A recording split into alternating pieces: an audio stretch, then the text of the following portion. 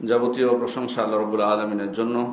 দরুদ ও সালাম বর্ষিত হোক আমাদের প্রিয় নবী মুহাম্মদুর রাসূলুল্লাহ সাল্লাল্লাহু আলাইহি ওয়াসাল্লামের উপর। আমাদের জীবন চলার পথে যে সমস্ত মূল্যবান জিনিস আমাদের রয়েছে তার মধ্যে অন্যতম মূল্যবান একটি সম্পদ হচ্ছে সময়, যেটি আল্লাহ তাআলা আমাদেরকে দান করেছেন। তিনি পবিত্র কোরআনে বলছেন, ইন্না ফি খালকিস সামাওয়াতি ওয়াল আরদি ওয়া ইখতিলাফিল লাইলি ওয়ান নাহারি লা আয়াতিল লিউলিল আলবাব। নিশ্চয় আসমান জমিন সৃষ্টি এবং দিন রাত্রির এই পরিবর্তনে জ্ঞানীদের জন্য রয়েছে দৃষ্টান্ত। অন্য আয়াতে আল্লাহ তাআলা বলছেন, ওয়াজআলনা আল লাইলা ওয়ান নাহারা আয়াতাইন।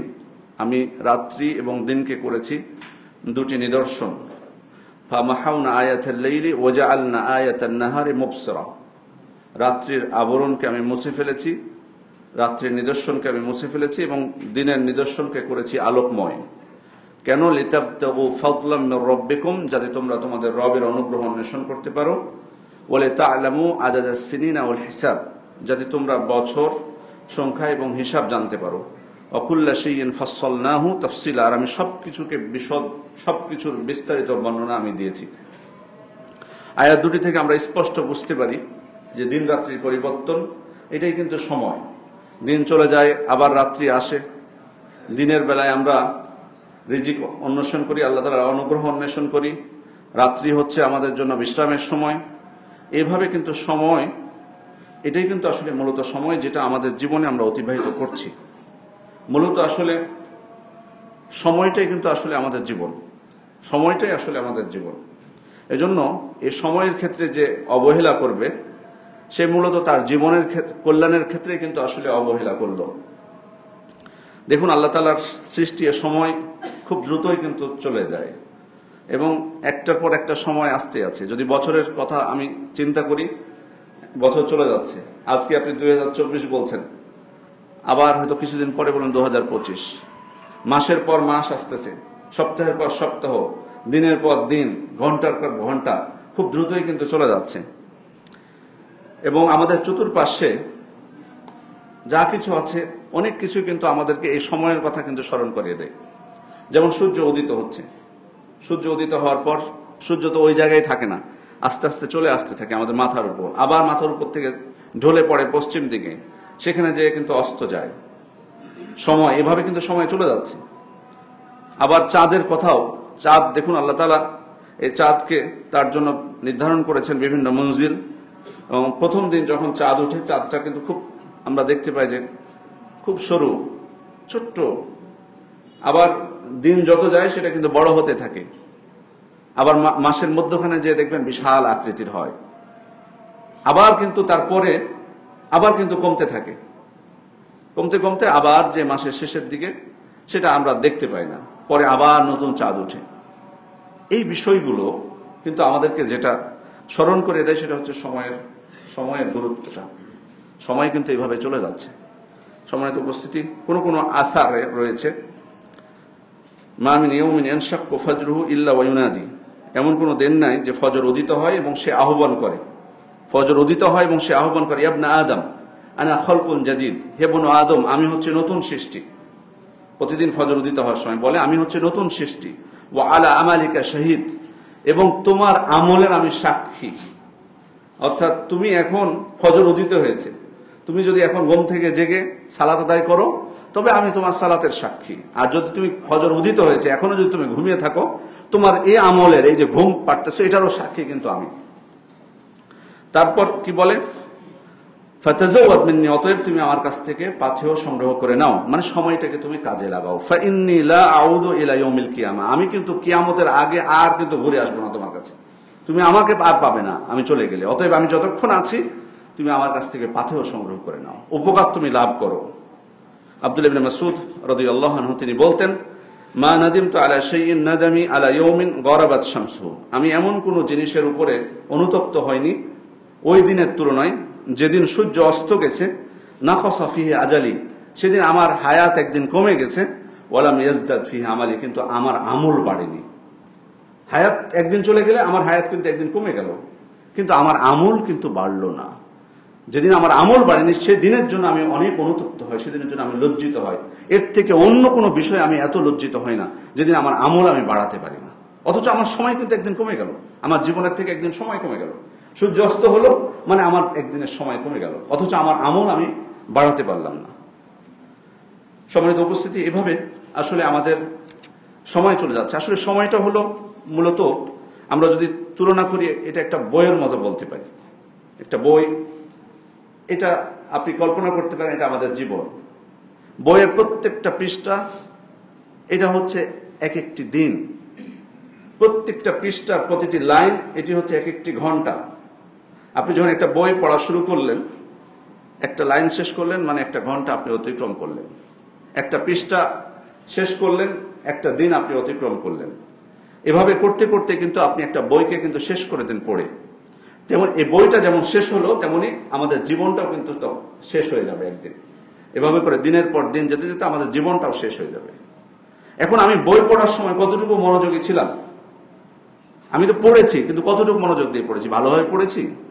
যদি ওই বইটা আমি ভালোভাবে পড়ে থাকি তাহলেই আমি সৌভাগ্যবান। তেমনি ভাবে আমার জীবনের সময়গুলো আমি কাটিয়েছি, কিভাবে কাটিয়েছি? ভালোভাবে কাটিয়েছি তো ওই বইয়ের মতো? ওই ব্যক্তি, যে ব্যক্তি বই পড়বে, বইটা খুব মনোযোগ দিয়ে সুন্দরভাবে প্রত্যেকটা বিষয় পড়বে, বুঝে পড়বে, তিনি যেমন সফল হবেন, তেমনি ভাবে আমাদের জীবনের যে বইটা, সেটা প্রত্যেকটা যে লাইনগুলো বা প্রত্যেকটা সময়গুলো আমরা কতটুকু সেটা গুরুত্বের সাথে কাটিয়েছি। সম্মানিত উপস্থিতি, এজন্য ইমাম শাফি রহমতুল্লাহ আলাইহি বলতেন, সাহিবতু সুফিয়া ফামান তাফাতু মিনহুম ইল্লা বিকালিমাতাইন। আমি সুফিদের সাথে থেকেছি, তো তাদের থেকে আমি দুইটা শব্দ ছাড়া অন্য কোনো উপকার আমি পাইনি। তারা বলতো আল ওয়াক্তুকা সাইফ ফাইন কাতাতাহু ওয়া ইল্লা কাতাআকা। তারা বলতে সময়টা হচ্ছে তরবারির মতো, তুমি যদি তাকে কাটো না হলে সে তোমাকে কর্তন করবে। ওয়া নাফসাকা ইল্লাম তাশগালহা বিল হক, আর তোমার নফস তুমি যদি সেটাকে ভালো কিছু দিয়ে ব্যস্ত না রাখো, শাগালাতকা বিল বাতিল, সে তোমাকে খারাপ কিছু দিয়ে ব্যস্ত করে তুলবে। বাস্তব কথাই তো আসলে। তার সময়টাকে যদি আমি যথাযথ ব্যবহার না করি, সময়টা আমার জন্য কিন্তু হুমকি হবে। তখন সে আমার বড় ক্ষতি করে ফেলবে, যেমন তরবারি মানুষের ক্ষতি করে ফেলে যদি যথাযথ ব্যবহার আমি না করতে পারি। আর বাস্তবে আপনি আপনার নফসকে যদি ভালো কিছু দিয়ে ব্যস্ত করে না রাখেন, অবশ্যই সেটা খারাপ কিছু দিয়ে আপনাকে ব্যস্ত করবে। এটাই বাস্তবতা।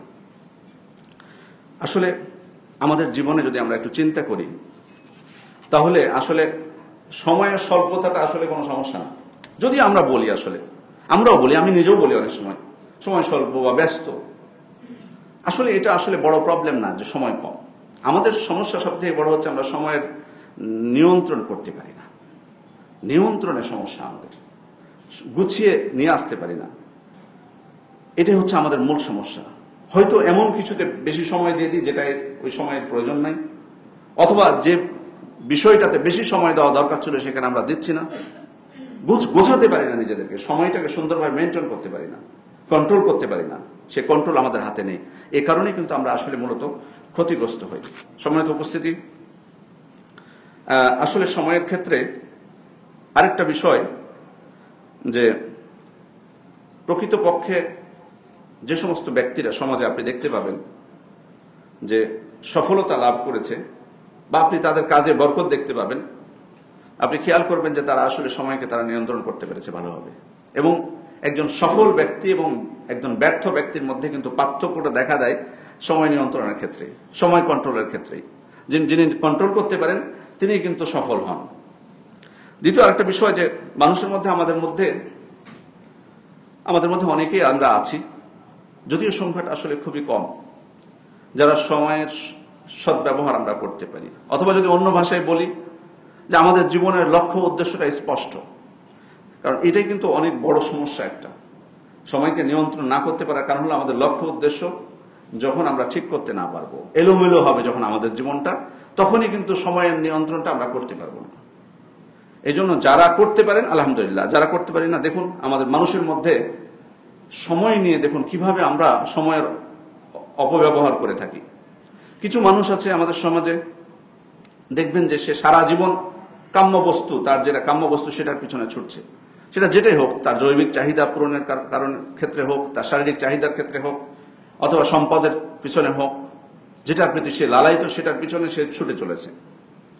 আবার অনেক মানুষকে আমরা দেখবো যে খেলাধুলা বা গীবত, পরনিন্দা এগুলোর মধ্যে ব্যস্ত, সারাদিন এগুলোতেই ব্যস্ত রাখে নিজেকে। কোথাকার খেলা হচ্ছে সেটা নিয়ে ব্যস্ত, নিজে শরীরচর্চার জন্য খেলে সেটা না, বিভিন্ন প্রকার খেলাধুলা নিয়ে ব্যস্ত। অথবা গীবত, দিনের অধিকাংশ সময় গীবতে অথবা চগলখড়ির মাধ্যমে কাটায়। আবার মানুষের মধ্যে এমন আছে, যেমনটা কিছুক্ষণ আগে বলেছি, যে তার জীবনের লক্ষ্য উদ্দেশ্য স্থির নয়, কি আসলে চায় জীবনে, তার জীবন দিয়ে কিভাবে সে জীবনটা সাজাতে চায়। আবার কিছু মানুষ আছে খাওয়া দাওয়া নিয়ে বেশি ব্যস্ত, খাওয়াটাকেই প্রাধান্য দেয় সে। ওয়াল্লাযীনা কাফারু ইয়াতামাত্তাউনা ওয়া ইয়াকুলুন, আল্লাহ তাআলা বলছেন যে যারা কুফরি করেছে তারা ভোগ বিলাসে মত্ত থাকে এবং তারা খায় কামা তাকুলুল আনআম, ওই চতুষ্পদ জন্তু গরু ছাগল যেভাবে খায় ওরাও সেভাবে খেতে থাকে। ওয়ান নারু মাসওয়াল লাহুম, জাহান্নাম হচ্ছে তাদের ঠিকানা। দেখুন আমাদের সমাজে কিন্তু এরকম মানুষ পাবেন, খাই স্বভাবের, শুধু যেখানে খাওয়া আছে সেখানে উনি আছেন, খাওয়া নেই ওখানে নেই, যত গুরুত্বপূর্ণ হোক। আর যেখানে খাওয়া আছে সেটা কাজটা যদি গুরুত্বপূর্ণ না হয় তাও হাজির ওখানে, যে দাওয়াত দেখ আর না দেখ কোনো যায় আসে না, তার লজ্জা নেই। মানে কেউ হয়তো বা মনে করবে, বলেও তো ফেলতে পারে যে তোমাকে দাওয়াত দিয়েছে এখানে, ও কিছু মনে করে না। আপনাকে যেভাবে আপনি যদি জিজ্ঞেস করেন কাটিয়ে দিবে বিভিন্নভাবে, অথবা এমন ভঙ্গিমা করবে যে বরং আপনি অসহায় সেখানে, আপনার যাওয়াটাই ভুল হয়েছে, বরং সে বেশি অগ্রাধিকার যোগ্য এখানে।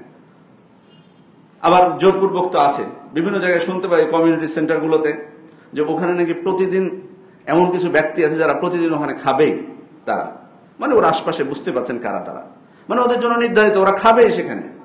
তো সামান্যতম তো আসলে এই যে জোর করে খাওয়া বা দাওয়াত ছাড়াই খাওয়া, এটা তো একটু তো লজ্জা হওয়া উচিত মানুষের। কি মানে লজ্জা তো কম থাকে, তাই বলে কি এতটাই নির্লজ্জ হয় মানুষ যে আমাকে ডাকবে না তারপর আমি জোর করে যাব, হুমকি দিয়ে খাবো সেখানে? এত কেন প্রাধান্য? এতই কি খাবারের সংকট হয়েছে আমার যে সেখানে জোরপূর্বক আমাকে সেখানে খেতে হবে? মানুষের না হয় বয়স বেশি হয়ে গেলে না হয় তার অনেক কিছু কমে আসে, তো যারা খায় তারা তো যথেষ্ট যৌবন, তাদের তো কাজ করার ক্ষমতাও আছে, দেখা যায় যে বাবারও যথেষ্ট আছে, বাড়িতেও ভালো খাবার আছে, কিন্তু না, সেখানে যে খাবে তাকে খেতেই হবে। এটা এভাবে করে বহু মানুষ আছে তারা খাওয়াটাই উদ্দেশ্য, এটার পিছনে সব থেকে বেশি সময় ব্যয় করে, কোথায় খাবার পাওয়া যাবে, কিভাবে খাওয়া যাবে, এটা তাদের মূল লক্ষ্য। এরপরে আপনি পাবেন অলস সময় কাটায়, এবং এর সাথে যেটা করে কাজ তার চলে আসলেও বলবে কিছুদিন পরে করব। যেমন ইবাদতের ক্ষেত্রেও কিন্তু এমন মানুষ আছে, আপনি যদি মানুষকে ইবাদতের দিকে ডাকেন, দেখবেন কিছু মানুষ সালাত আদায় করে না। আপনি যদি বলেন যে ভাই মসজিদে চলুন, তা আপনাকে বলবে হ্যাঁ যাব, অচিরে যাব, সৌফা তাসউইফ বলা হয় এটাকে, অচিরে আমি যাব, মানে এখন না, সামনে শুক্রবার থেকে শুরু করবো অনেকে বলে শনিবার থেকে শুরু করবো, অনেকে বলে রবিবার থেকে শুরু করবো। জানি না এটা রহস্যটা কি, মানে কি বোঝাতে চায় যে মানে রবিবারের আগে উনি মনে হয় পবিত্র হবে না, ওই পর্যন্ত নাপাকে থাকবে, অপবিত্রই থাকবে, ভাবটা এমন হয়তো বা কি তার উদ্দেশ্য সেই জানে। স্বাভাবিক ইবাদত ছাড়া অন্য কাজের ক্ষেত্রেও দেখবেন অলস যারা হয় তারা পিছাতে থাকে, হ্যাঁ অচিরে করে ফেলবো। অনেক সময় বাড়ির গুরুত্বপূর্ণ কাজের ক্ষেত্রেও তার ওয়াইফ বা তার ছেলে মেয়ে হয়তো একটা গুরুত্বপূর্ণ কাজ করতে বলছে, সেটার ক্ষেত্রে হ্যাঁ করবো, অচিরেই করবো, তাসফিফ এটাকে বলা হয়। অর্থাৎ সময়ের কাজ সময় না করা, এই দুইটা, এই যে অলসতা আর তাসফিফ, অর্থাৎ এই যে গড়িমসি করা, বিলম্বিত করা, এটা কিন্তু মানুষের জন্য বড় হুমকি। এই ইবাদতের ক্ষেত্রে এটা যদি আপনি খেয়াল করে দেখুন, যে আপনি বলছেন আপনি সামনের সপ্তাহ থেকে সালাত পড়বেন, এখন যদি আপনি মারা যান, তাহলে যদি এখন শুরু করে দেন তাহলে তো হয়তো আপনার তওবা আল্লাহ তাআলা কবুল করতে পারেন, আপনি রক্ষা পেয়ে যেতে পারেন, 1 মিনিটের জন্য হলে রক্ষা করতে পারেন। কেন ওই সাহাবী যিনি উহুদের যুদ্ধে শহীদ হলেন, 1 ওয়াক্ত সালাত কিন্তু উনি পাননি ইসলাম গ্রহণ করার পর, কিন্তু শহীদ হয়েছেন, জান্নাত পেয়েছেন। আল্লাহ রাসূল সাল্লাল্লাহু আলাইহি ওয়াসাল্লাম বলছেন কম আমল করে সে বেশি উপকার পেয়েছে। তার মানে তওবা যদি একনিষ্ঠ হয় আল্লাহ তাআলা গ্রহণ করবেন কম আমল হলেও। কিন্তু আমি যদি বলি যে সময় করবো অচিরেই, সেটা যে কোনো ক্ষেত্রে হোক, ইবাদতের ক্ষেত্রে হোক বা সাধারণ কাজের ক্ষেত্রে হোক, এটা আমাদের জন্য মারাত্মক। এরপর সময়ের ক্ষেত্রে আরেকটা হলো যে উপকারী, দুনিয়া এবং আখিরাতের জন্য উপকারী এমন কাজ থেকে নিজেকে দূরে রাখা। এরকম বহু মানুষ পাবেন, তাদেরকে কোনো কাজে আপনি পাবেন না, সেটা আখিরাতের কাজ হোক বা দুনিয়ার কাজ হোক, ভালো কোনো কল্যাণকর কাজে উনি নেই। এরপর এমনও আছে, এমন কিছু মানুষ আছে যারা আপনার কাজ করে ঠিক, কিন্তু একটা কাজে যতটুকু সময় দেওয়া দরকার হয়তো একদিন হলে হয়ে যাবে ওই কাজটা, কিন্তু ওখানে 10 দিন দেয়।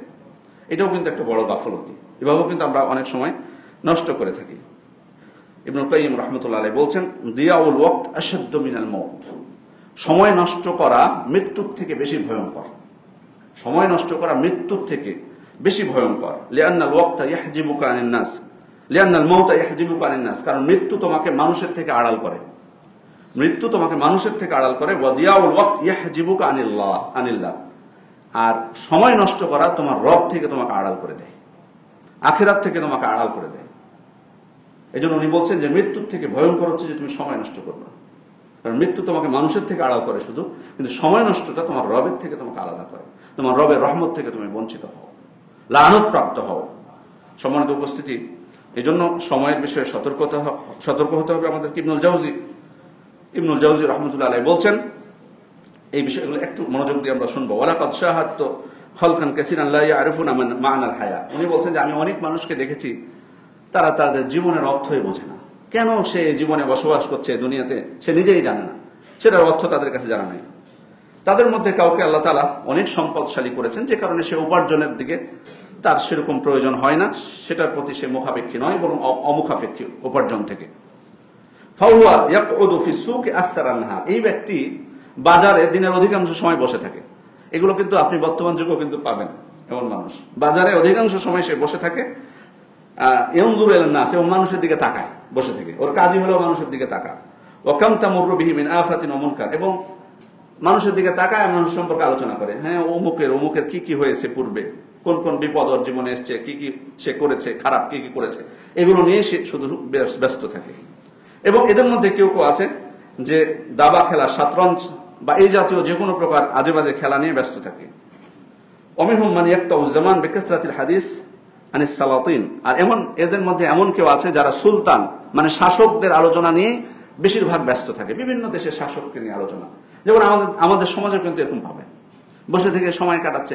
নিজের কি সমস্যা বা তার সমাজের কি সমস্যা এটা নাই, শুধু নিজের দেশের শুধু শাসক না, অন্য দেশের শাসকদের নিয়ে বেশি ব্যস্ত।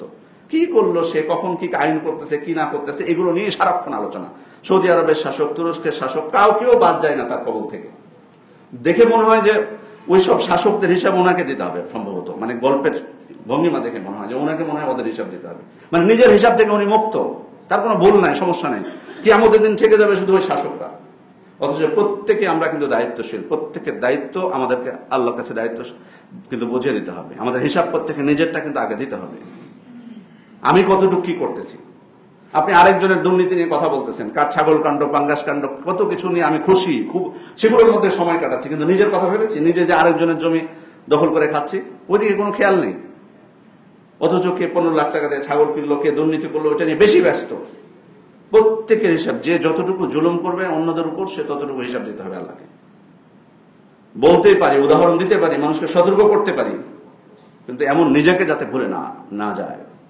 হয়তো ওই স্থানে থাকলে ওই স্থানে টাকা বেশি পেয়েছে, ও দুর্নীতির সুযোগ বেশি পেয়েছে, আর আপনি সুযোগ পান না, ওই জন্য করেন না। যেটুকু পান ওই নিজের ভাই বোন তাদের জমি দখল করে তাদের সম্পদ অন্যায়ভাবে ভক্ষণ করে খাচ্ছেন, কারণ সুযোগ তো নেয় আপনার। আর তাদের সুযোগ, তারা হয়তো বেশি ক্ষমতা পেয়েছে, তারা বেশি দুর্নীতি করেছে।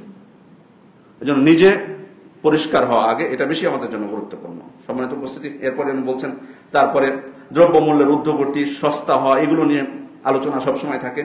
তো উনি শেষে যে কথাটি বলেছেন যে এই অবস্থা দেখে, মানুষের অবস্থা দেখে আমার মনে হয়েছে যে আল্লাহ তাআলা কাউকে তৌফিক না দিলে সময়ের মূল্য কেউ বুঝতে পারবে না। আল্লাহ যাকে তৌফিক দিয়েছেন সেই বুঝতে পেরেছে সময়ের মূল্য। মানে এই সংখ্যাটা খুবই নগণ্য। ওমা ইউলাক্কাহা ইল্লা যু হাযযিন আযীম। এটা শুধু লাভ করবে তারাই যারা সৌভাগ্যবান।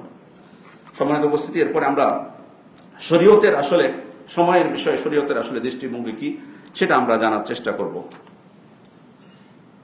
এই সময় এটা কিন্তু আমাদের জন্য বড় নিয়ামত আল্লাহ তাআলার পক্ষ থেকে।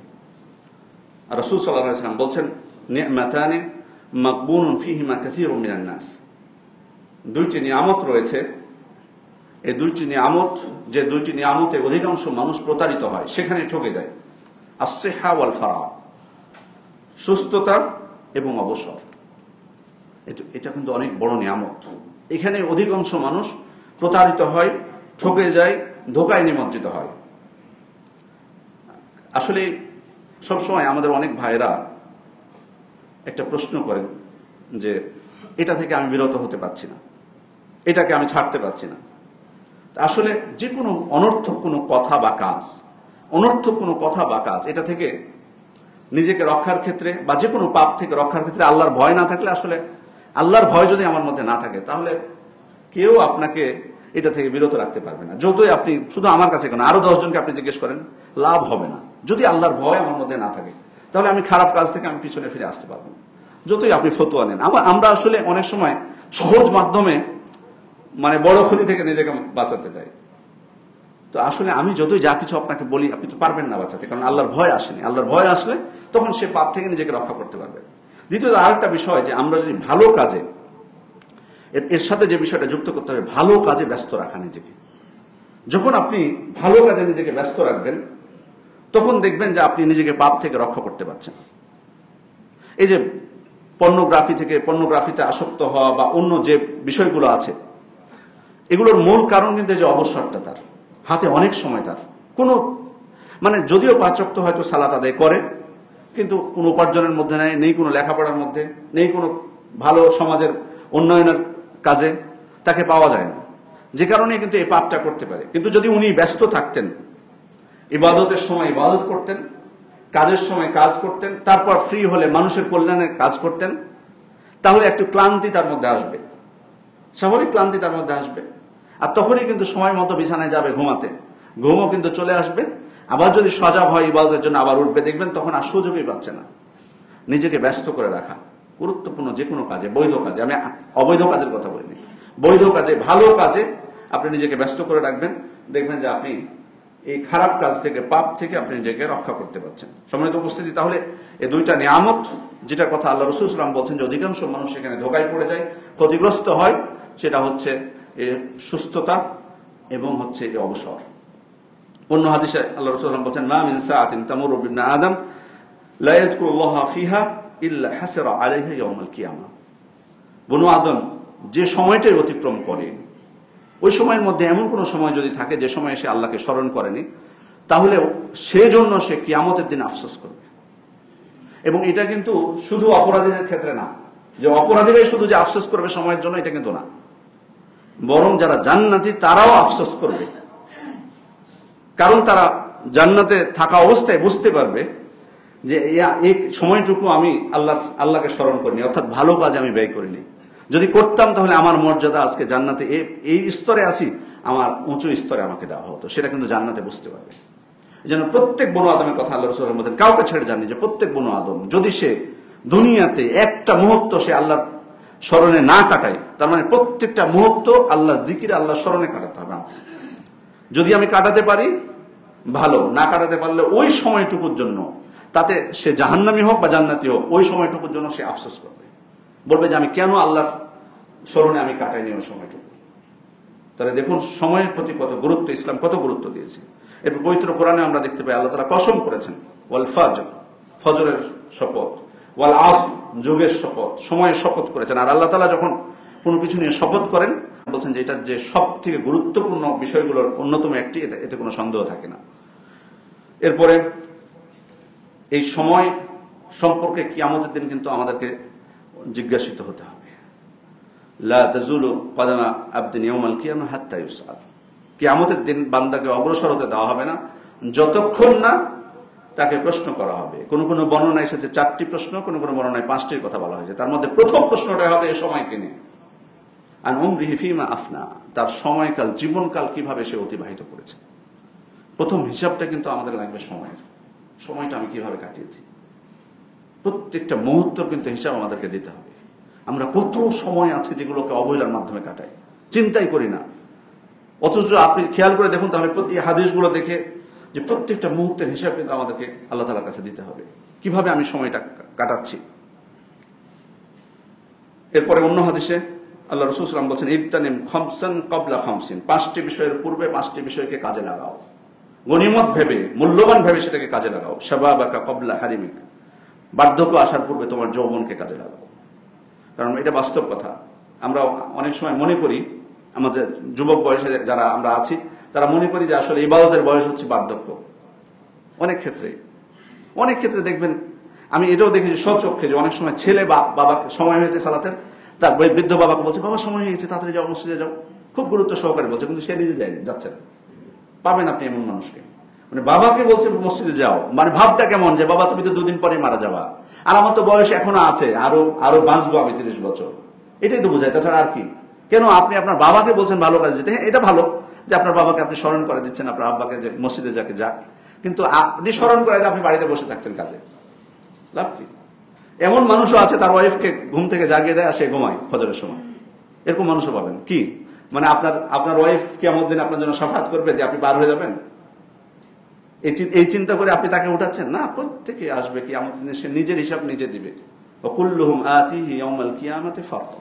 প্রত্যেক ব্যক্তিটা মনে রাখতে হবে যে কিয়ামত দিন আল্লাহর কাছে একাকী অবস্থায় আসবে, যেন কারো উপর নির্ভর করবেন না। বারবারই একটা কথা বলেছি, ফতুয়ার ক্ষেত্রেও কারো সহজ ফতুয়া পেলে খুশি হবেন না, ওই ব্যক্তি আপনাকে বাঁচাবে না, ওই ব্যক্তি আপনার থেকে সম্পর্ক ছিন্ন করবে কিয়ামতের দিন। তখন আপনি তাকে বলবেন যে আমি যদি দুনিয়ায় যেতাম তোমার থেকে আমি আবার সম্পর্ক ছিন্ন করতাম, তোমার কথা আমি শুনতাম না। সম্মানিত উপস্থিতি, এরপরে বলছেন ওয়াসিহাতাকা ক্বাবলা সাকামিক, তোমার অসুস্থতার পূর্বে তোমার সুস্থতাকে তুমি কাজে লাগাও। ওয়া গিনাআকা ক্বাবলা ফাকরিক, অসচ্ছলতার পূর্বে সচ্ছলতাকে, তোমার অভাব আসার আগে তুমি যে অমুখাপেক্ষী, তোমার যে সম্পদ আছে এটাকে তুমি কাজে লাগাও। ও ফারাগাকা ক্বাবলা শুগলিক, ব্যস্ততার পূর্বে তোমার অবসরকে কাজে লাগাও। ওয়া হায়াতাকা ক্বাবলা মৌতিক, মৃত্যুর পূর্বে তোমার জীবনটাকে তুমি কাজে লাগাও। 5টি বিষয়ের পূর্বে 5টি বিষয়কে আল্লাহ রাসূল সাল্লাল্লাহু আলাইহি ওয়াসাল্লাম স্পষ্ট হয়ে বলছেন যে তুমি মূল্যায়ন করো, সেটাকে তুমি কাজে লাগাও। অন্য হাদিসে আল্লাহ রাসূল সাল্লাল্লাহু আলাইহি ওয়াসাল্লাম বলছেন বাদিরু বিল আমালি সিত্তান, তোমরা 6টি বিষয়, 6টি ঘটনা সংঘটিত হওয়ার আগে সৎ আমলের ক্ষেত্রে দ্রুততা অবলম্বন করো। মানে দ্রুত তোমরা সৎ আমল করো 6টি ঘটনা সংঘটিত হওয়ার আগে। আমলের ক্ষেত্রে তোমরা দ্রুতগামী হও। কোন 6টি ঘটনা? একটি হচ্ছে তুলু আশ-শামস মিন মাগরিবিহা, পশ্চিম দিক থেকে সূর্য ওঠার আগে। এরপরে আবিদ দুখান, ধোঁয়া, আবিদ দাজ্জাল, দাজ্জালের আবির্ভাব, আবিদ দাব্বা, অদ্ভুত জন্তুর আত্মপ্রকাশ, আও খাসাতা আহাদিকুম, তোমাদের কারো মৃত্যু, আও আমরাল আম্মা, অথবা কিয়ামত। এসবের পূর্বে 6টা বিষয়ের কথা এক হাদিসে বলেছেন, যদিও কিয়ামতের বড় বড় আলামত প্রায় 10টি। আল্লাহ রাসূল সাল্লাল্লাহু আলাইহি ওয়াসাল্লাম বলছেন যে এই ঘটনাগুলো ঘটার আগেই তোমরা আমলের ক্ষেত্রে দ্রুততা অবলম্বন করো। সম্মানিত উপস্থিতি, এই জন্য তাহলে আমরা বুঝলাম যে শরীয়তের দৃষ্টিভঙ্গি কি সময়ের ক্ষেত্রে। আল্লাহ রাসূল পবিত্র কোরআনে আল্লাহ তাআলা গুরুত্ব দিয়েছেন, আল্লাহ রাসূল সাল্লাল্লাহু আলাইহি ওয়াসাল্লাম আমাদেরকে সচেতন করেছেন, সময়কে তিনি গুরুত্ব দিতে বলেছেন। অতএব মুসলিম হিসেবে আমি কোরআন সুন্নাহর বিধান যদি মানতে চাই, তাহলে সময়কে আমাকে সর্বোচ্চ গুরুত্ব দিতে হবে। সময় সংকীর্ণ হয়ে যাওয়া, সময়ে বরকত পায় না, এটা কিন্তু আমরা প্রায় বলে থাকি। সময় মনে হচ্ছে বরকত পাচ্ছি না, সময় চলে যাচ্ছে। আল্লাহ রাসূল সাল্লাল্লাহু আলাইহি ওয়াসাল্লাম এই সম্পর্কে বলছেন লা তাকুমুস সাআতু হাত্তা ইয়াতাকারাবাজ জামান, কিয়ামত সংঘটিত হবে না যতক্ষণ না সময় সংকীর্ণ হয়ে আসবে। সময় সংকীর্ণ হয়ে যাবে। ফাতাকুনুস সানাতু কাশ-শাহর, বছর হবে 1 বছর হবে 1 মাসের মতো। ওয়াশ-শাহরু কাল জুমআ, 1 মাস হবে 1 সপ্তাহের মতো। ওয়া তাকুনুল জুমআতু কাল ইয়াওম, এবং 1 সপ্তাহ হবে 1 দিনের সমান, 1 দিনের মতো। ওয়া ইয়াকুনুল ইয়াওমু কাস-সাআ, আর 1 দিন হবে 1টা ঘন্টার সমান। ওয়া তাকুনুস সাআতু কাদ-দারনাতি বিন-নার, আর 1 ঘন্টা হবে প্রজ্বলিত আগুনের একটি স্ফুলিঙ্গের মতো।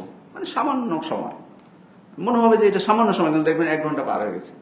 বহু কাজে এটা আমরা বুঝতে পারি, এটা আপনারা অনুধাবন করতে পারছেন। এটা কিন্তু কিয়ামতের একটা আলামত। এবং এটা আসলে তাই বলে যে আমি সময়ের উপর দোষ চাপিয়ে পার হয়ে যাবো, এটা কিন্তু না, এটা কিন্তু উদ্দেশ্য না। উদ্দেশ্য হলো যে আসলে আমাদের কর্মের কারণে আমরা বরকত পাবো না। আমাদের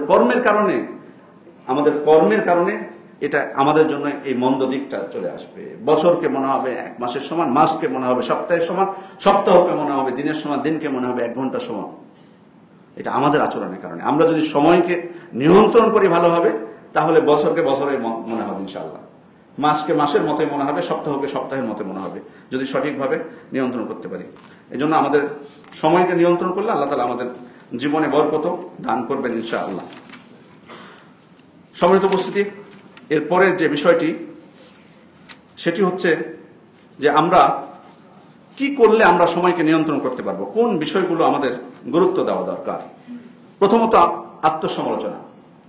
আমরা যদি আত্মসমালোচনা করি, নিজের সমালোচনা করি, নিজের ত্রুটিগুলো, দিন যাবে প্রত্যেকে যদি আমরা, ধরুন আপনি একদিন পার করলেন, সূর্যাস্ত হলো রাত্রে, আপনি ভেবে দেখুন যে আজকে আপনি কিভাবে আপনার সময়টা ব্যয় করেছেন সারাদিনে, কিভাবে আপনি ব্যয় করলেন সকাল থেকে নিয়ে সন্ধ্যা পর্যন্ত। এমন কি সময় আছে যে সময়টার জন্য আল্লাহ তাআলার কাছে আপনি থেকে যাবেন, সেখানে হিসাব দিতে পারবেন না, জবাবদিহি করতে পারবেন না? এমন কি সময় আছে যে সময়টা আপনি নষ্ট করেছেন? এমন কি সময় আছে যে সময়টা আপনি পাপের মাধ্যমে কাটিয়েছেন?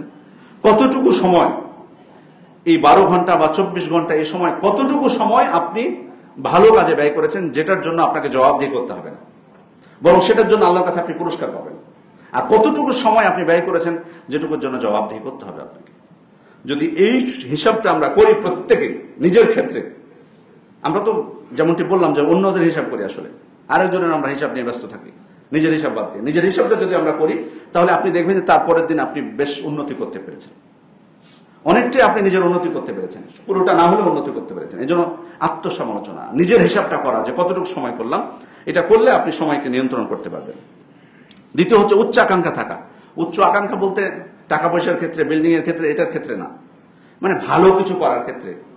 মানে অনেক সময় আছে যে অনেক ব্যক্তিকে দেখা যায় তুচ্ছ ঘটনা, তুচ্ছ ব্যাপার নিয়ে ব্যস্ত থাকে, অধিক সময় ব্যয় করে। এটা যেন না হয়। অনেক সময় বড় বড় মানুষগুলোকে দেখা যায়, অনেক বড় মানুষ, তার কাছে জাতীয় অনেক কিছু আশা করে, কিন্তু উনি দেখবেন যে দেখা যাচ্ছে ফেসবুকে কার সাথে কমেন্ট নিয়ে ব্যস্ত, তুচ্ছ বিষয় নিয়ে, একটু ব্যক্তিলাভী হয়তো একটা তুচ্ছ একটা সামান্য একটা মাসালা নিয়ে ব্যস্ত, সারাদিন ওইটার পিছনে গবেষণা করছে, বড় বড় আর্টিকেল লিখতেছে একটা ইখতিলাফি মাসালা নিয়ে, সেটার পিছনে সময় দিয়ে চলে যাচ্ছে। এমন ব্যক্তিকে নিয়ে ব্যস্ত, তর্ক জড়িয়েছেন, তার সাথে তেমন কোনো ফায়দা নেই এটার সাথে। মানে আমাদের ব্যাপারগুলো, আমরা যদি ভালো কিছু, বড় একটা আশা থাকে কল্যাণের বিষয়গুলোতে, যাতে বড় একটা আশা থাকে, তুচ্ছ ব্যাপার নিয়ে যাতে আমরা সময় নষ্ট না করি। তৃতীয় বিষয় হলো যে ভালো ব্যক্তির সাথে থাকা। এমন ব্যক্তির সাথে আপনি, এমন ব্যক্তির সঙ্গী হবেন যিনি সময়ের গুরুত্ব বোঝেন। এই ব্যক্তির সাথে থাকবেন, তাহলে দেখবেন যে আপনি সময়কে নিয়ন্ত্রণ করতে পারছেন, তার থেকে আপনি শিখতে পারবেন। যারা সময় নষ্ট করে তাদের সাথে থাকলে আপনার অবস্থা আরো খারাপ হবে। এই জন্য আপনি খেয়াল করে দেখবেন যে তুলনামূলক, হয়তো সেরকম পারফেক্ট ব্যক্তি পাওয়া এই যুগে অনেক কঠিন, যিনি এক মুহূর্ত, এক সেকেন্ডও ব্যয় করেন না, তবে তুলনামূলক আপনি দেখতে পাবেন যে উনি সময় নষ্ট করে না। আপনি চেষ্টা করবেন তার সাথে থাকার জন্য, তাহলে সময়টাকে আপনি নিয়ন্ত্রণ করতে পারবেন। এরপরে হলো আমাদের সালাফদের জীবনে আমরা পড়ব, তারা কিভাবে তাদের সময়গুলোকে কাটিয়েছিলেন, সময়ের গুরুত্ব তারা কেমন বুঝতেন, এটা নিয়ে আলোচনা করবো ইনশাল্লাহ। এরপরে হচ্ছে আমরা সময় কাটানোর ক্ষেত্রে বিভিন্ন প্রকার কাজ দিয়ে সময়টা কাটানোর চেষ্টা করব। মানে একই কাজে না, মানে ভালো কাজে তো অবশ্যই, কিন্তু একটা কাজ নিয়ে ব্যস্ত থাকবেন না, কারণ অনেক সময় একটা কাজ নিয়ে ব্যস্ত থাকলে মানে বোরিং চলে আসে, বিরক্তি চলে আসে অনেক সময়। হয়তো যদিও ভালো কাজ, কিন্তু আপনার মনে হবে যে কয়েকদিন হয়তো করবেন, তারপর দেখবেন যে আর করতে ইচ্ছা করছেন এটা। এই জন্য বিভিন্ন প্রকার কাজে, মানে একটু যাতে ধরনটা ভিন্ন হয়, ভালো কিন্তু বিভিন্ন ধরনের কাজে নিজেকে ব্যস্ত রাখবেন, তাহলে আপনি ভালোভাবে সময়টা কাটাতে পারবেন, একটা কাজের পিছনে যাতে না লেগে থাকে। এরপরে হচ্ছে মৃত্যুকে স্মরণ করা, যে মৃত্যুর সময় আমাকে সময় নিয়ে আফসোস করতে হবে। এই জন্য কি বলবো, রব্বি লাউলা, মৃত্যুর সময় কি বলবে, রব্বি লাউলা আখারতানি ইলা আজালিন করিবিন ফাআসাদদাকু ওয়া আকুম মিনাস সালিহিন। আল্লাহ আমাকে যদি কিছু কাল আপনি অবকাশ দিতেন। আমরা কিন্তু মৃত্যুর সময় দেখুন সময়ই চাইবে, একজন ব্যক্তি যে সময়ের অপব্যবহার করেছে, সে মৃত্যুর সময় আল্লাহর কাছে সময় চাইবে যে আর কিছুদিন আমাকে সময় দিন। শুধু মৃত্যুর সময় না, কিয়ামতের দিনও। কিয়ামতের দিন বলবে লাউ আন্নালি কাররাতান ফাআকুনা মিনাল মুহসিনিন, আমাকে যদি আবার ফিরে যাওয়ার সুযোগ দেওয়া হতো, তাহলে আমি মুহসিনদের, সৎকর্মশীলদের অন্তর্ভুক্ত আমি হতাম। তার মানে আমরা দেখুন প্রত্যেকটা মুহূর্তে মৃত্যুর সময়, কিয়ামতের দিন আমরা সময় চাই। অন্য আয়াত আল্লাহ তাআলা বলেছেন, ইয়া লাইতানা নুরদ্দু ওয়ালা নুকাযযিবা বিআয়াতি রাব্বিনা ওয়া নাকুনা মিনাল মুমিনিন। হায় আফসোস, যদি আমাকে ফিরিয়ে দেওয়া হতো, তাহলে আমি আমার রবের আয়াতসমূহকে আমি মিথ্যা প্রতিপন্ন করতাম না এবং মুমিনদের আমি অন্তর্ভুক্ত হতাম। তাহলে এই আফসোসটা কিন্তু আমাদেরকে করতে হবে কিয়ামতের দিন, যদি আমরা সময়ের অপব্যবহার করি। এটা স্মরণে রাখতে হবে সবসময়, যাতে মৃত্যুর সময়, কিয়ামতের দিন আমাকে সময় না চাইতে হয় আল্লাহ তাআলার কাছে, যে আমাকে আবার ফিরে যাওয়ার সময় দিন, যাতে আমি ভালো কাজ করতে পারি, ভালো মানুষ হতে পারি। আর কিয়ামতের দিন তো কিছুক্ষণ আগেই বলেছি যে প্রশ্ন করা হবে সময় সম্পর্কে। প্রথম প্রশ্ন শুরু হবে সময় দিয়ে। এটা যদি আমাদের মনে থাকে, তাহলে হয়তো আমরা আমাদের সময়কে নিয়ন্ত্রণ করতে পারবো। এরপরে হচ্ছে প্রত্যেকটা মুহূর্তে চেষ্টা করতে হবে যে যাতে আমি সব থেকে বেশি উপকৃত হই। দেখুন, আমরা অনেক সময় সম্পদের পিছনে বেশি গুরুত্ব দিই, কিন্তু সম্পদ কিন্তু আসবে যাবে, সময় কিন্তু যেটা চলে যাচ্ছে সেটা কিন্তু আর ফিরে আসবে না।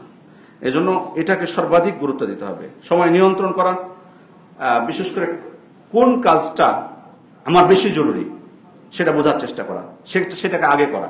আল মুহিম আল আহম ফাল মুহিম, এই কথাটা আরবিতে বলা হয়। সব থেকে যেটা গুরুত্বপূর্ণ সেটা দিয়ে আপনি আগে শুরু করবেন, তারপরে তার থেকে যেটা গুরুত্বপূর্ণ বা কম গুরুত্ব সেটা, তারপর তার থেকে যেটা কম গুরুত্ব, এভাবে। মানে অনেক সময় তুচ্ছ জিনিসটা নিয়ে আমরা শুরু করি, গুরুত্বপূর্ণটা থেকেই যায়। তখন হয়তো তুচ্ছ বলতে আমি বোঝাচ্ছি যে কম গুরুত্বপূর্ণ, ভালো কিন্তু কম গুরুত্বপূর্ণ, মানে সব থেকে যেটা বেশি গুরুত্বপূর্ণ সেটা যাতে আমরা করি। এরপরে সবশেষ যেটা বলবো সেটা হচ্ছে অবসরকে কাজে লাগানো। এটা বলেছি কিছুক্ষণ আগেই, যে চেষ্টা করবেন রুটিনটা আমাদের জীবনের বা প্রত্যেকের রুটিনটা এমন হওয়ার যাতে ভালো কাজে আমরা ব্যস্ত থাকি।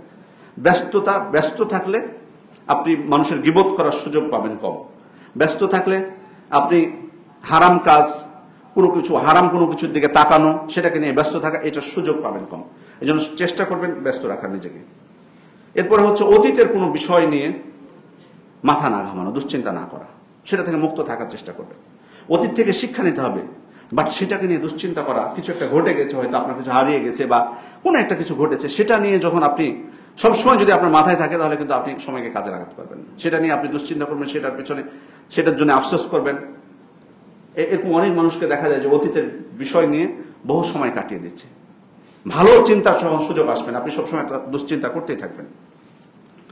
আর আসলে আমাদের জীবন চলার পথে আল্লাহ তাআলার আনুগত্য করার পাশাপাশি আমাদের তো পরিবারের জন্য উপার্জন, যেটা আল্লাহ তাআলা আমাদের জন্য বৈধ করেছেন। সালাত শেষ হলে আমরা বের হব, আল্লাহ তাআলা অনুগ্রহ অন্বেষণ করব। এরপরে আমাদের যে কোনো ভালো কাজে ব্যস্ত রাখা।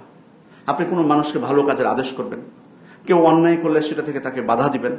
মানানোর দায়িত্বটা আমার আপনার না। কেউ যদি না মানে, সেটার জন্য আমাদেরকে জবাবদিহি করতে হবে না, কিন্তু আমরা বললাম কিনা, আমরা কাউকে ভালো কাজের কথা বলেছি কিনা, খারাপ থেকে আমরা নিষেধ করেছি কিনা, সেটার জন্য কিন্তু আমাদেরকে জবাবদিহি করতে হবে। দুনিয়া দেয়া শাস্তি পেতে হবে যদি আমরা অন্যায় থেকে বাধা না দিই। এরপরে কিছু হক তো অন্য মুসলিমের আছে, সেটা করার চেষ্টা করব। কারণ আত্মীয়তার সম্পর্ক, যেমন আত্মীয়তার সম্পর্ক ধরে রাখা, তো যদি আমি ধরে রাখতে চাই, আমাকে তো কিছু সময় দিতে হবে সেটার পিছনে, সেটার জন্য তো কিছু সময় বের করতে হবে। যেমন আল্লাহ রাসূল সাল্লাল্লাহু আলাইহি ওয়াসাল্লাম বলেছেন, হাক্কুল মুসলিম আলাল মুসলিম, এক মুসলিমের উপর আরেক মুসলিমের 6টা অধিকার আছে। তো এই অধিকারগুলোর ক্ষেত্রে আপনি খেয়াল করবেন যে সেখানে কিন্তু আপনাকে কিছু সময় দিতে হবে। যেমন ইযা লাকিতাহু ফাসাল্লিম আলাইহি, কারোর সাথে সাক্ষাৎ হলে তাকে সালাম দাও, এখানে হয়তো খুব বেশি সময় লাগবে না। ওয়া ইযা দাআকা ফাজিবু, তোমাকে যদি দাওয়াত দেয়, ডাকে, তুমি তাতে সাড়া দাও, তো এখানে কিন্তু আপনাকে কিছু সময় এখানে দিতে হচ্ছে। তো এটা আল্লাহ রাসূল সাল্লাল্লাহু আলাইহি ওয়াসাল্লামের আদেশ, এটা আরেকজনের আপনি হক আদায় করছেন। যদি তোমার কাছে কোনো উপদেশ চায়, নসিহত চায়, তুমি তাকে নসিহত করো। এটার জন্য কিন্তু আপনাকে কিছু সময় সেখানে দিতে হবে। ওয়াইদা আতাসা ফাহমিদাল্লাহ ফাসাম্মিতহু, কেউ হাঁচি দিয়ে আলহামদুলিল্লাহ বললে তাকে হাঁচির জবাব দাও, ইয়ারহামুকাল্লাহ বলো। ওয়াইদা মারিদা ফাউদহু, অসুস্থ হলে তাকে দেখতে যাও। ওয়াইদা মাতা ফাত্তাবিউহু, আর যদি মারা যায় তার জানাজায় তুমি অংশগ্রহণ করো। তাহলে এই যে দেখুন, এইগুলো কিন্তু আমাকে সময় দিতে হবে। এগুলোর পিছনে যদি সময় দিই, তাহলে আমি আরেকজন মুসলিমের হকও আদায় করলাম, আর আমি আমার সময়টা সঠিকভাবে আমি ব্যয় করতে পারলাম। এই জন্য আমরা সময়ের ক্ষেত্রে খুব সতর্কতা অবলম্বন করব, চেষ্টা করব সময়টাকে ভালোভাবে কাটানোর জন্য। সম্মানিত উপস্থিতি, এবার আমরা দেখব আমাদের সালাফরা কিভাবে আসলে সময়ের গুরুত্ব তারা কতটুকু দিয়েছেন বা সময়ের বিষয়ে তারা কি বলেছেন। আবু বকর রাদিয়াল্লাহু আনহু থেকে বর্ণিত হয়েছে, তিনি যখন ওমর ইবনুল খাত্তাব রাদিয়াল্লাহু আনহুকে খেলাফতের ব্যাপারে ওসিয়ত করছিলেন, তখন তিনি তাকে বলেছিলেন, ইয়া ওমর ইয়ালাম আন্না লিল্লাহি আমালান বিন-নাহার লা ইয়াকবালুহু বিল-লাইল। হে ওমর, তুমি মনে রাখো, আল্লাহ তাআলার কিছু কাজ রয়েছে যেগুলো দিনের। আমাদের জন্য কিছু কাজ আল্লাহ তাআলা অপরিহার্য করেছেন যেগুলো দিনের, তিনি সেগুলোকে রাত্রিতে গ্রহণ করবেন না। মানে তুমি যে ওই কাজগুলো যদি রাতে করতে যাও, আল্লাহ সেটা কিন্তু গ্রহণ করবেন না। দিনের কাজ, তার মানে বোঝাতে চাচ্ছেন কি, দিনের যেটা কাজ সেটা তোমাকে দিনের বেলায় করতে হবে। তারপর বলছেন, ওয়া ইন্না লিল্লাহি আমালান বিল-লাইল লা ইয়াকবালুহু বিন-নাহার। আল্লাহ তাআলার কিছু কাজ রয়েছে যেগুলো হচ্ছে রাতের কাজ। রাতের কাজ তিনি আমাদের জন্য নির্দিষ্ট করে দিয়েছেন, সেটা কিন্তু তিনি দিনে গ্রহণ করবেন না। আমরা আসলে অনেক সময়, যেমন আমাদের অনেকে বাধ্য হয় বিভিন্ন ডিউটি বা এটার কারণে, কিন্তু অনেক সময় আপনারা খেয়াল করবেন যে রাত্রে না ঘুমানো, এটা আমাদের বদভ্যাস হয়ে যায় অনেকে। এই ব্যক্তিরা অনেক সময় প্রশ্ন করে যে রাত্রে ঘুমানোর সময় যে জিকিরগুলো আছে, আমি যদি দিনে ঘুমাই সেখানে করতে হবে কিনা। এই প্রশ্নটা কেন আসলো? এই প্রশ্নটা আসলো যে আমরা কিন্তু আসলে পরিবর্তন করে ফেলেছি আমাদেরকে। কারণ আসলে আল্লাহ তাআলা রাতকে নির্ধারণ করেছেন ঘুমানোর জন্য। এই জন্য আপনি ঘুমানোর জিকিরগুলোর ক্ষেত্রে দেখবেন আল্লাহ রাসূল সাল্লাল্লাহু আলাইহি ওয়াসাল্লাম বলছেন রাতে যখন এটা করবা, রাতে যখন বিছানায় যাবা, বা রাতের কথাটা চলে আসে তখন। কেন? কারণ আল্লাহ তাআলাই আমাদের জন্য নির্ধারণ করে দিয়েছেন রাত্রে বিশ্রাম নেওয়াটা, সে কারণে। হ্যাঁ, কারো যদি সমস্যা থাকে বা কিছু মানুষ আছে তাদেরকে রাত্রে জাগতেই হবে, কিছু মানুষ আছে জাগতে হবে, এটা তার দায়িত্ব, ডিউটি বা যেটাই হোক না কেন। কারণ সব পুলিশ যদি ঘুমিয়ে যায় বা আইন শৃঙ্খলা রক্ষাকারী বাহিনী, তাহলে বুঝতে পারছেন কি পরিমাণ অপরাধ হবে। তার মানে কিছু মানুষকে তো জাগ্রত থাকা লাগবে, তাদের ব্যাপারটা ভিন্ন। কিন্তু আমরা যারা অভ্যাস বানিয়ে ফেলেছি, খারাপ অভ্যাস, রাত্রে কাজ করে দিনে ঘুমাই, তো তখন তো ফতোয়া দেওয়া কঠিন হয়ে যায়, কারণ অভ্যাস বদলে ফেলেছেন তাই। কিন্তু আল্লাহ তাআলা যেটা নির্ধারণ করে দিয়েছেন সেটার উপরে যদি থাকতেন তাহলে আমাদেরকে ফতোয়া দিতে কষ্ট হতো না, তখন আপনার এই প্রশ্ন করার প্রয়োজন হতো না। অভ্যাস বদলানোর কারণে এই প্রশ্নের প্রয়োজন হচ্ছে। এই জন্য সম্মানিত উপস্থিতি, যাই হোক, যে কথা বলছিলাম যে আল্লাহ তাআলার কিছু কাজ আছে, উনি বলছেন ওমর ইবনুল খাত্তাবকে যে আল্লাহর কিছু কাজ আছে যেগুলো রাত্রির, তুমি যদি সেটাকে দিনে করো তাহলে আল্লাহ তাআলা তোমার কাছ থেকে সেটা কিন্তু গ্রহণ করবেন না। কোন কোন সালাফরা বলতেন আদরাকতু আকওয়ামান কানু আলা আওকাতিহিম আশাদ্দু হিরসান মিনকুম আলা দারাহিমিকুম ওয়া দানানিরিকুম। আমরা অনেক সম্প্রদায়কে পেয়েছি তারা সময়ের ক্ষেত্রে এতটাই সচেতন ছিলেন বা এতটাই গুরুত্ব দিতেন, তোমরা দিরহাম এবং দিনারকে নিয়ে যে গুরুত্ব দাও, টাকা পয়সা সম্পদ নিয়ে যে গুরুত্ব তোমাদের আছে, তার থেকে তারা সময়কে বেশি গুরুত্ব দিতেন।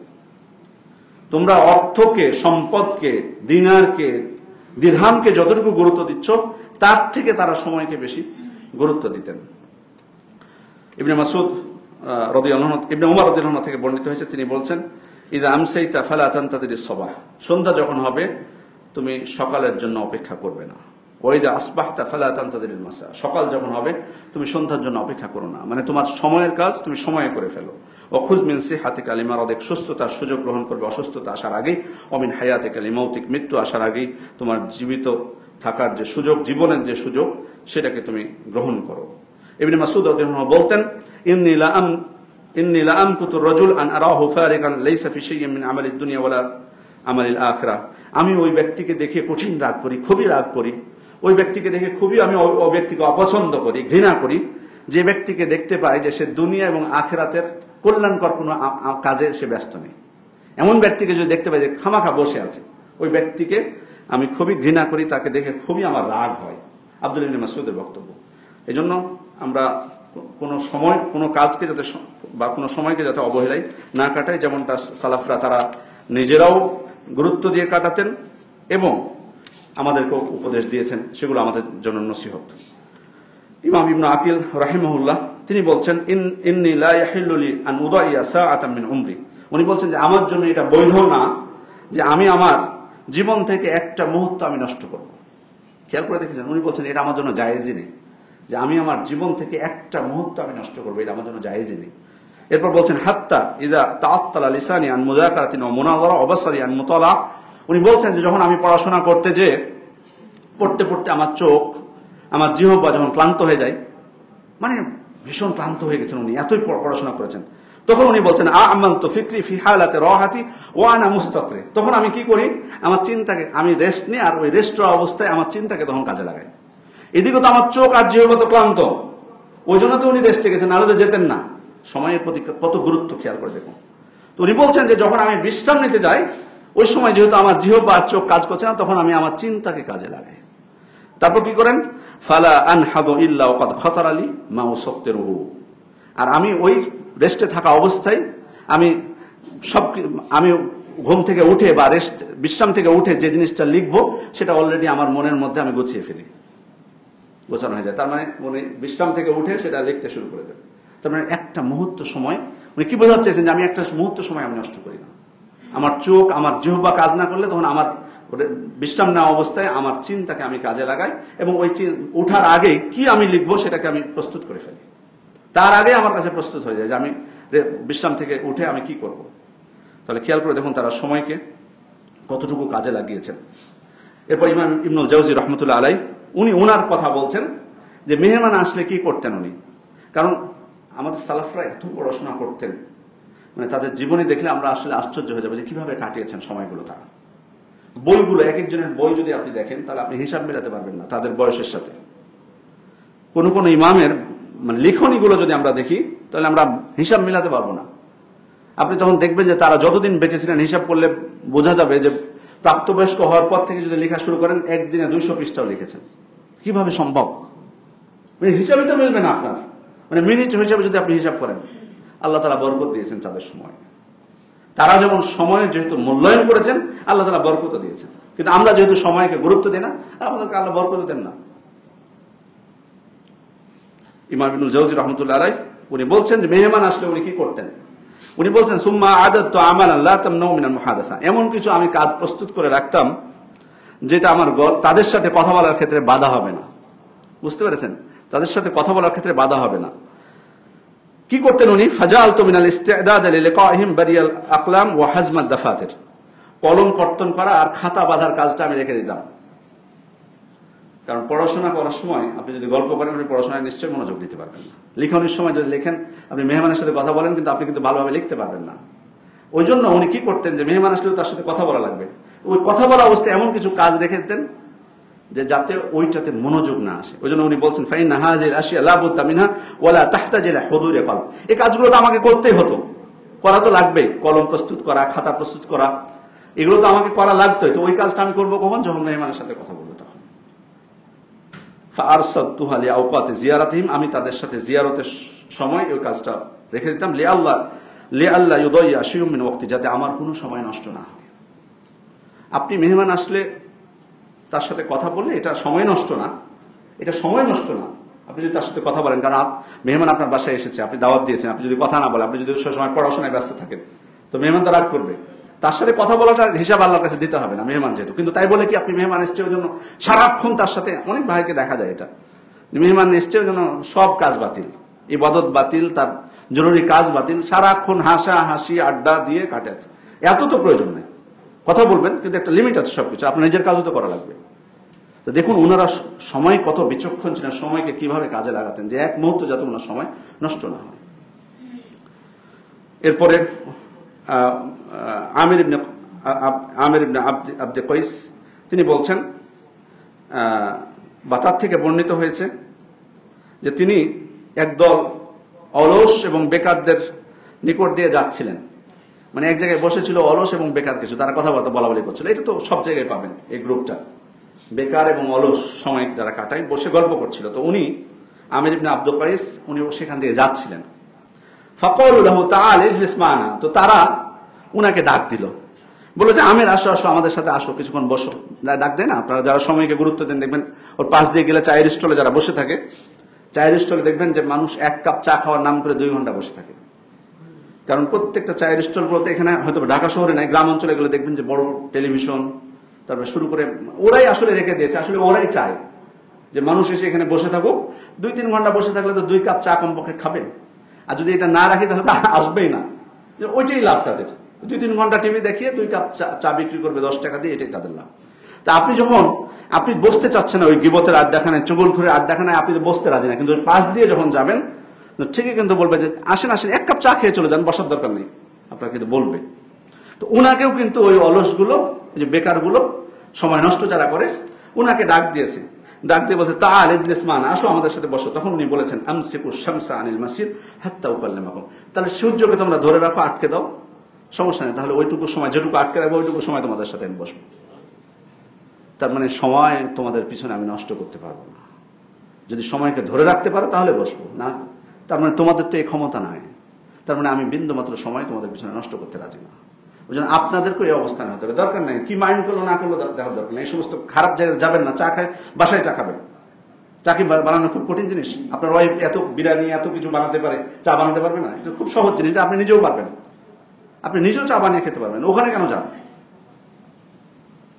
আর এখন তো বহু সুযোগ এসছে, ভালোভাবে বানাতে পারেন না, ইউটিউব থেকে দেখে নেবেন ভালো উপায়ে কিভাবে চা বানাতে হয়, এটা তো ভালো জিনিস।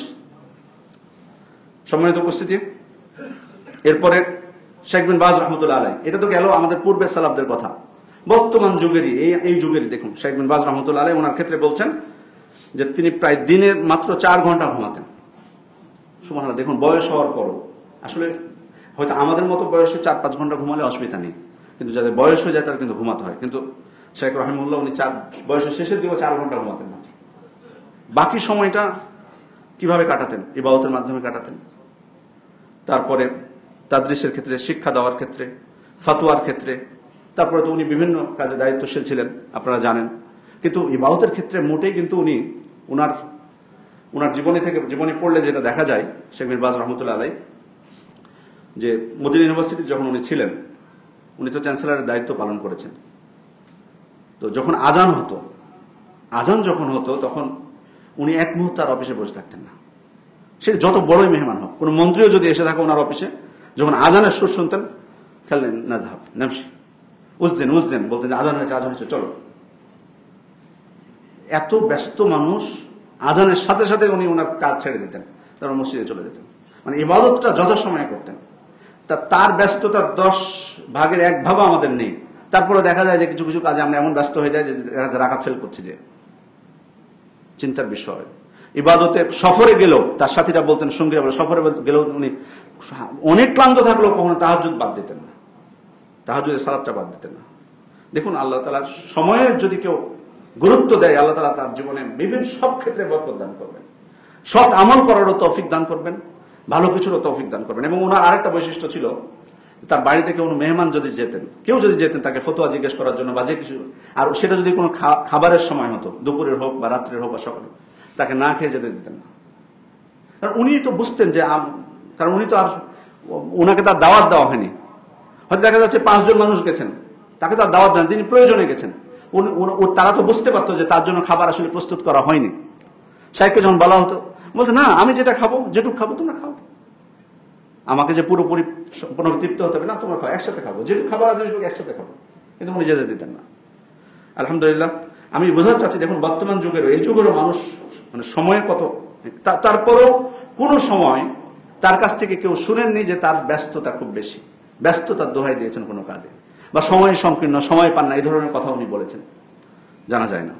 এমনকি উনি আলফিয়া আল ইরাকি, যেটা মুস্তালাহুল হাদিসের ক্ষেত্রে যেটা লেখা, আপনারা জানেন, কবিতার যে 1000 লাইন আছে, সেটা তিনি মুখস্থ করেছিলেন অজু করা অবস্থায়। উনি যখন অজু করতেন, একজন পানি ঢালতেন আর আরেকজন পড়তেন। ওই সময়ে উনি আলফিয়া আল ইরাকি মুখস্থ করে ফেলেছেন। সুবহানাল্লাহ, 1000 লাইন কবিতার লাইন। এভাবে করে আরো অনেক বই তিনি মুখস্থ করেছেন। এমনকি সফরে থাকলেও উনি আপনারা জানেন যে ওনার 2 চোখ যেহেতু অন্ধ ছিলেন উনি, সেজন্য সফরে থাকলে একজন সঙ্গীকে রাখতেন, তাকে বলতেন তুমি পড়ো। সময়টাকে কিভাবে কাজে লাগিয়েছেন। এই জন্য সম্মানিত উপস্থিতি, আমরা এখানে যে মূল বিষয়টা হচ্ছে যে আমরা চেষ্টা করব আমাদের জীবন চলার পথে প্রত্যেকটা মুহূর্তকে আমাদের কাজে লাগানোর, এবং সে সময়টুকু পড়াশোনার ক্ষেত্রে হোক, ইবাদতের ক্ষেত্রে যেটা জরুরি সেটা তো অবশ্যই, এর সাথে নফল ইবাদতগুলো, আল্লাহ তাআলাকে স্মরণ করা, জিকির আজকারগুলো, পড়াশোনা, কারোর সাথে মুসলিম ব্যক্তির সাথে সাক্ষাৎ, অসুস্থ ব্যক্তিকে দেখতে যাওয়া, কারো জানাজায় অংশগ্রহণ করা, অর্থাৎ আমাদের সময়টা যাতে, এবং প্রত্যেক দিন পরিকল্পনা করবেন। হ্যাঁ, আপনি যেটা পরিকল্পনা করেছেন আজকে হয়তো সকালে, হয়তো পরিকল্পনার ক্ষেত্রে হয়তো প্রত্যেক দিন যে আপনি সেভাবে চলতে পারবেন সেটা না, কারণ হঠাৎ করে অনেক কিছু হঠাৎ করে চলে আসে, যে কারণে আপনাকে পরিবর্তন করতে হতে পারে, আর ত্রুটি বিচ্যুতি হতে পারে। সেজন্য আল্লাহর কাছে ক্ষমা চাইতে হবে। যখন দেখবো যে আমি ত্রুটি করে ফেলেছি, আমি আল্লাহ তাআলার কাছে ক্ষমা চাইব। যাই হোক, আল্লাহ তাআলার কাছে আমরা দোয়া করি আন্তরিকভাবে, তিনি যাতে আমাদের জন্য যে সময় তিনি সৃষ্টি করেছেন, যে সময় তিনি দিয়েছেন, সে সময়গুলো যাতে আমরা তার নির্দেশনা অনুযায়ী কাটাতে পারি। আল্লাহুম্মা আমিন। বারাকাল্লাহু লানা ওয়া লাকুম ফিল কুরআনিল মাজিদ ওয়া নাফা'নি ওয়া ইয়্যাকুম বিমা ফীহি ওয়া বিসুন্নাতিল মুস্তামিনিল আয়াতি ওয়া যিকরিল হাকীম। আকুলু মা তাসমাউন ওয়া আস্তাগফিরুল্লাহ লি ওয়া লাকুম ওয়া লিজামিল মুসলিমিন মিন কুল্লি যামবিন ফাস্তাগফিরুহু ওয়া তুবু ইলাইহি ইন্নাহু হুয়াত তাওয়াবুর রাহিম।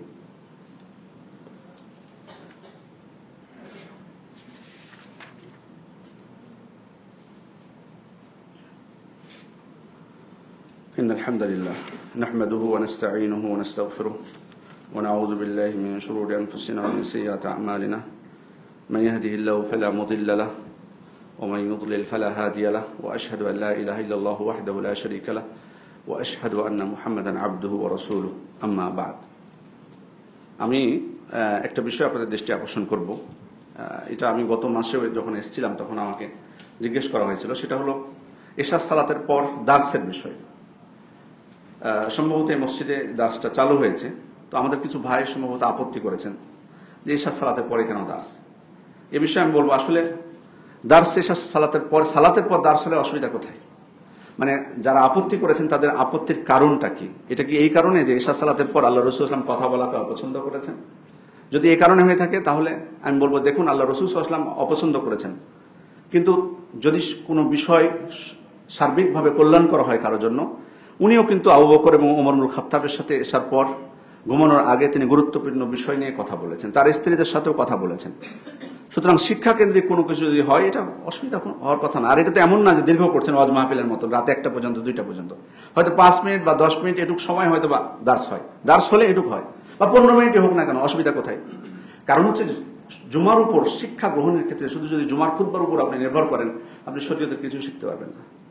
কারণ একটা দার্সে কিন্তু ধারাবাহিকভাবে কিন্তু একটা আলোচনা হয়। কারণ দার্সে বসে যেভাবে ইসলামের ব্যাপারে, ইসলামের বিধিবিধানগুলো শেখানো যায়, খুতবায় দাঁড়িয়ে কিন্তু সেভাবে যায় না। যে কারণে দার্সের ব্যবস্থা থাকতে হবে, সেটা যে অক্তেই হোক না কেন। হ্যাঁ, আরব দেশগুলোতে আমরা দেখেছি অনেক জায়গায় হয়তো আসরের পর সেখানে করে। আমাদের দেশে এশার সময় মুসল্লির সংখ্যা বেশি হয়, যে কারণে হয়তো এই কারণে তারা এ সময়টা করেছেন।